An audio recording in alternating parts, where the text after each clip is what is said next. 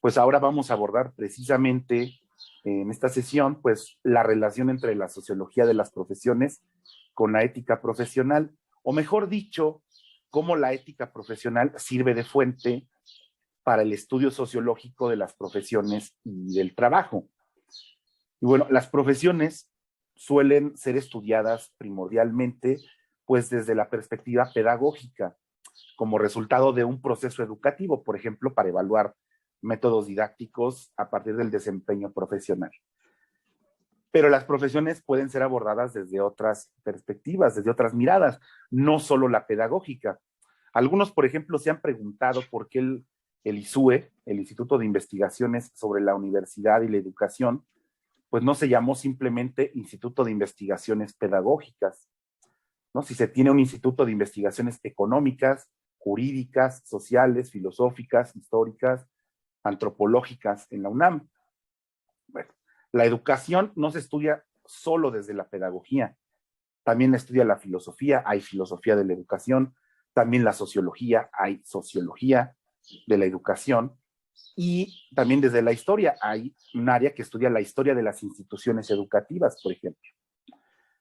En el ISUE, pues no solo hay pedagogos, hay filósofos, hay historiadores y hay muchos sociólogos, porque en el ISUE se estudia en buena medida la sociología de la educación y la sociología de las profesiones. Por cierto, el ISUE, que administra el Archivo Histórico de la UNAM, al que ustedes ya fueron, fue uno de los dos institutos de la UNAM que elaboraron la propuesta para la creación de la licenciatura en Administración de Archivos y Gestión Documental.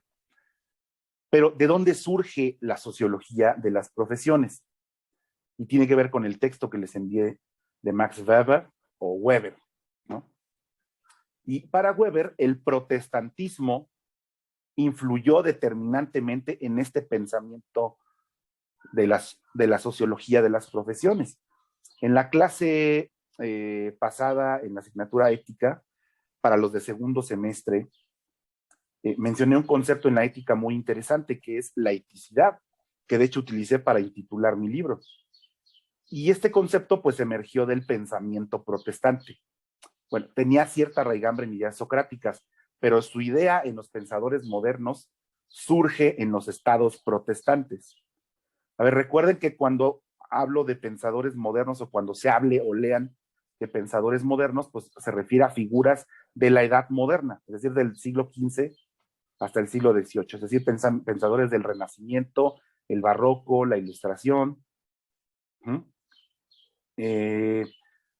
Pueden tomar el siglo XV, pues desde la caída del Imperio Romano de Oriente, la invención de la imprenta o el supuesto descubrimiento de América hasta la finalización de la Revolución Francesa, ¿no? La caída de una monarquía absolutista para instaurar una república y la declaración de los derechos del hombre y del ciudadano. A ver, volvamos a este concepto de eticidad. A ver, antes, o en este momento histórico, parecía que los ámbitos de lo público y lo privado, en cuestión de conducta moral, pues estaban como escindidos, muy separados. Y se asumía que quien se desempeñara correctamente, tanto en lo público, lo hacía también en lo privado, pero como si una fuera la consecuencia de la otra. Y para el entorno individual estaba la moralidad, mejor dicho, una moral muy abstracta. Y para el espacio público, más que lo moral, se apelaba a la legalidad. No era necesaria la moralidad si se tenía un criterio jurídico que ciñera las acciones en sociedad. Y la eticidad es una vida ética, ¿no? Que no se queda solo en el plano individual, sino que logra trascender al mundo institucional. Es decir, este carácter moral lo adoptan no solo los individuos, sino también las instituciones. No es una moral abstracta ya, sino es más práctica. Una moral, es una moral reflexiva que se concreta o se ha condensado en la vida pública. Y consiste precisamente en la reafirmación de la racionalidad de prácticas, relaciones e instituciones humanas que ya existen en la sociedad, que no hay que construir desde cero. En este caso, pues la confianza, el amor, la vida en concordancia con las leyes de un pueblo, etcétera. No, y no se trata de una concordancia puramente empírica, sino de la más alta forma de universalidad, la que se expresa en el ethos de una vida comunitaria de un pueblo y que supone toda suerte de mediaciones y acuerdos intersubjetivos. Este es a grandes rasgos la eticidad. Pasar de una moral en la vida individual a una vida institucional, que no es una cosa tan sencilla. Y esto, pues supuestamente surgió en los estados protestantes, sobre todo los germánicos, en la época precisamente de la Edad Moderna. Y en consonancia, y esto va en consonancia, esta idea de eticidad, con la idea de profesión de los estados protestantes, de un concepto que en alemán es Beruf, sería como lo traduciríamos al español, que significa varias cosas. Significa profesión, significa vocación, significa advocación al mismo tiempo. Y bueno, para el protestantismo, la profesión se mira como una vocación, por un lado, en un sentido religioso, pero también en un sentido productivo, ¿no? Ya que la profesión es uno de los elementos constitutivos del moderno espíritu capitalista. Aquí hay que entender estos dos aspectos, el pensamiento religioso protestante y el nacimiento del espíritu capitalista. Ahí está toda la raíz de la sociología de las profesiones y de la idea de una profesión como tal, o por lo menos como la entendemos hoy. Precisamente estos dos aspectos, lo religioso y lo productivo, son analizados por Max Weber para concebir a las profesiones en este apartado que les compartí del libro La ética protestante y el espíritu del capitalismo. Para él, todas las esferas de la vida social, sin excepción, están profundamente influidas por estructuras de dominación. Y aquí dominación no es solamente una mera imposición desde una fuerza de poder, sino que se refiere a una situación en la que hay una alta probabilidad de que las órdenes sean obedecidas, porque ya hay un fundamento social para que así sea. Realmente no se necesita obligar a las personas a cumplir un mandato, porque en el imaginario colectivo ya está instalado el sentido de cumplimiento de tal precepto. Por ejemplo, no tirar basura. El sentido religioso y el sentido productivo aportaron elementos para concebir a las profesiones actuales, ¿no? El llamado compromiso con la actividad profesional que desempeñamos, pues es un equilibrio entre la actividad de ganar dinero, lo que conforma los orígenes de la mentalidad capitalista, y la llamada afinidad electiva, es decir, la elección basada en nuestros intereses y capacidades. Entonces, podría decirse que se establece un híbrido entre una ética religiosa y lo que hoy conoceríamos como una ética de la empresa racional moderna. Y en modo alguno se trata de un aprovechamiento individual, por supuesto, aunque institucionalmente se busca que se persiga también un interés colectivo. Estas dos son las fuentes para concebir lo que hoy entendemos, o la idea formal actual de una profesión. Este sentido religioso y a su vez este sentido productivo. Pero para desentrañar y entender la idea actual de profesión, partamos desde el elemento que la conformó en la cultura del capitalismo, que se encuentra en las tradiciones religiosas de Occidente, fundamentalmente las de origen cristiano, pero no el catolicismo romano apostólico, sino el cristianismo protestante e incluso el cristianismo evangelista. A ver, en las naciones que profesaban mayoritariamente el credo católico, pues no se desarrolló esa entrega religiosa a una actividad económica. Tengamos siempre presente estos dos elementos, la entrega religiosa y la productividad económica. En las naciones católicas existía esta religiosidad en la concepción del trabajo mundano, pero solo para el clero. Y en las naciones protestantes, la norma de vida y el modelo ascético cristiano se extendió a todos los creyentes y no se circunscribía solo a los monjes.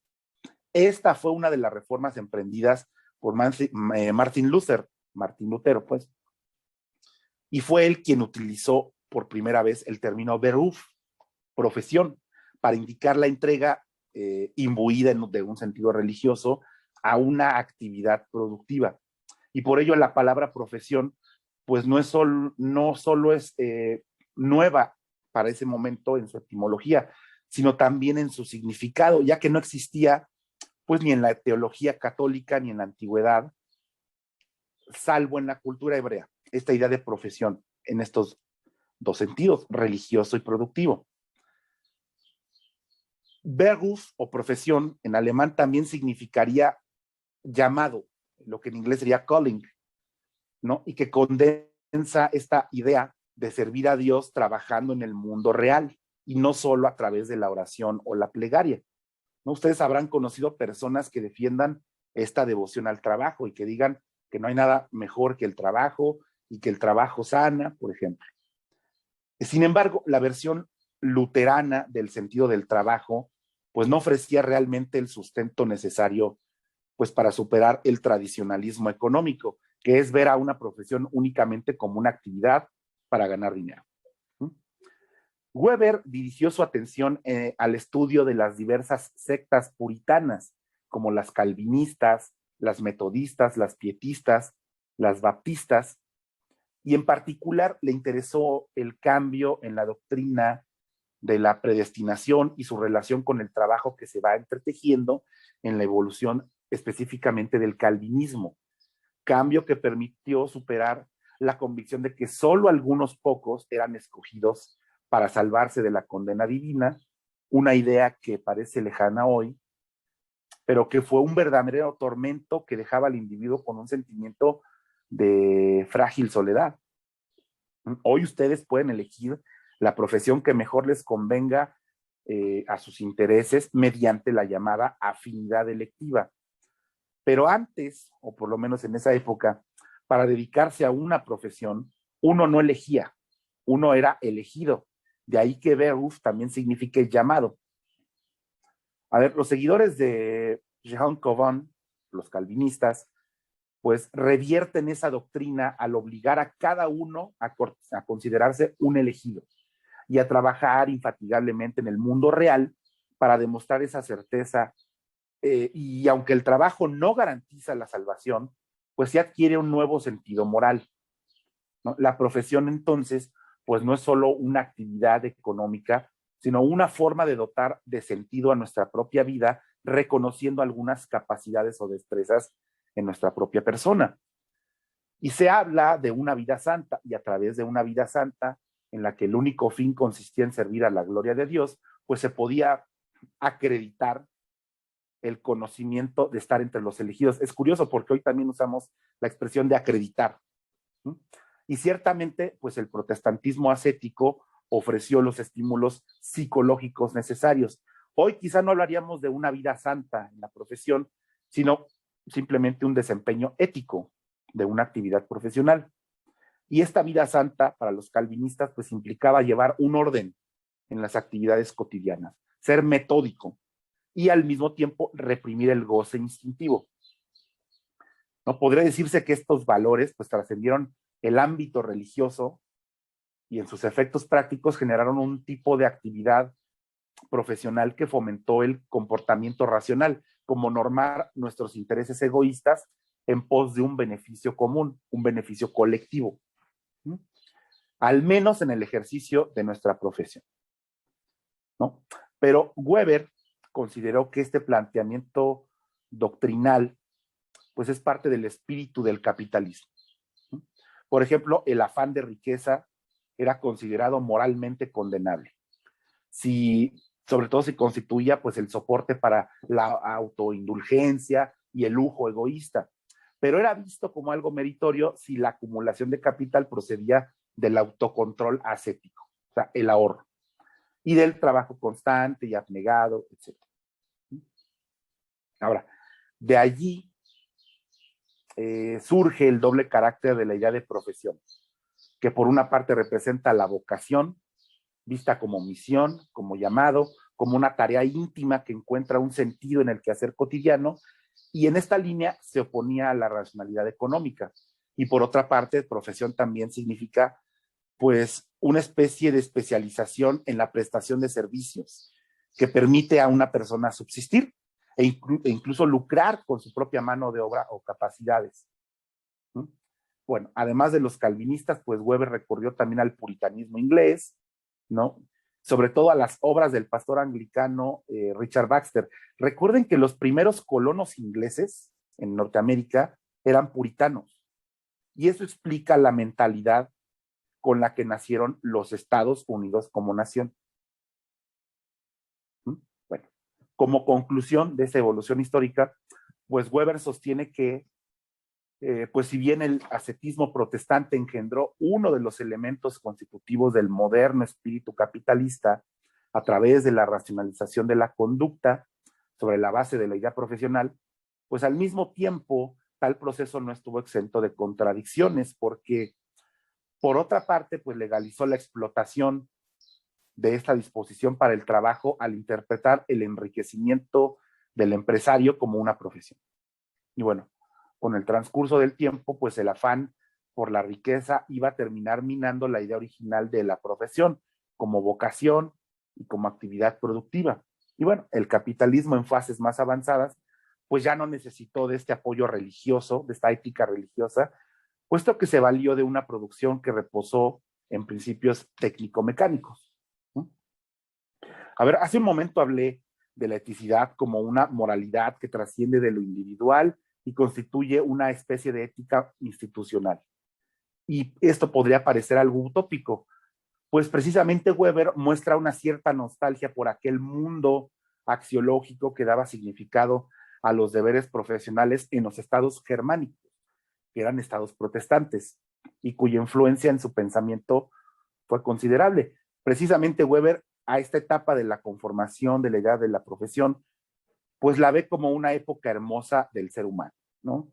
Ve una plenitud que no se repetirá en la evolución de nuestra cultura, como tampoco se repitió en la antigüedad la época de esplendor de Atenas. ¿Sí?